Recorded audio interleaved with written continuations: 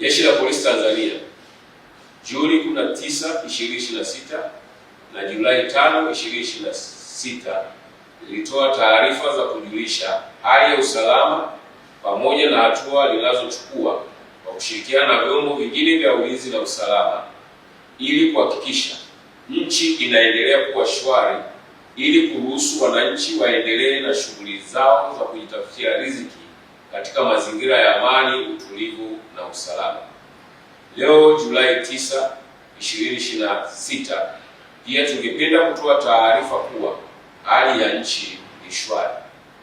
Aidha, tulieleza kuwa tulikuwa tukiendelea kufuatilia kwa karibu sana uhalifu uliokuwa unahamasishwa na wahalifu kupitia mitandao ya kijamii na majukwaa mengine kama vile vikao vya ndani.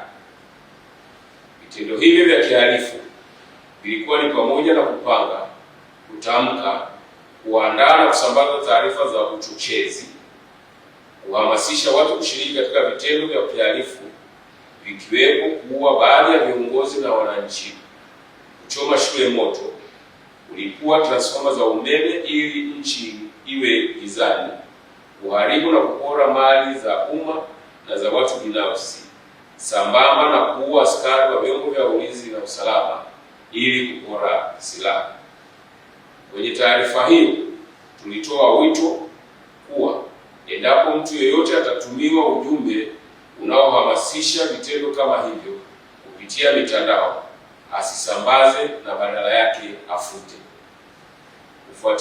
Ufuatiliaji huo, jumla watuhumiwa 130 waliokuwa wanapanga, kushiriki katika vikao vya ndani, wakiandaa na kusambaza taarifa za kuhamasisha vitendo hivyo vya kihalifu visivyokubalika wamekamatwa katika mikoa mbalimbali nchini.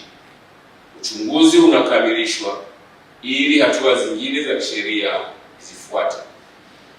Jeshi la Polisi kwa kushirikiana na vyombo vingine vya ulinzi na usalama tunaendelea kuwahakikishia wananchi usalama wa kutosha wakati wote na kuendelea kuwafuatilia baadhi ya watuhumiwa ambao bado hawajakamatwa ili wakamatwe kwa hatua za kisheria.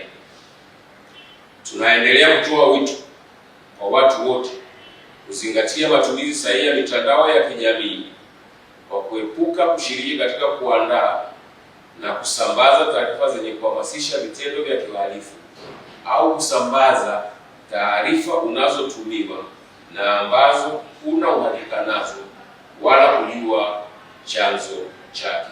Mtaa mzima unajua maisha ni mwendo wa chapchap.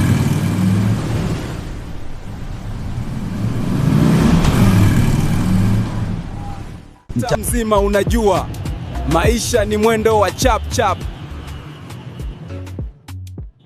Lakini leo kuna sehemu matumaini yanakutana na suluhisho.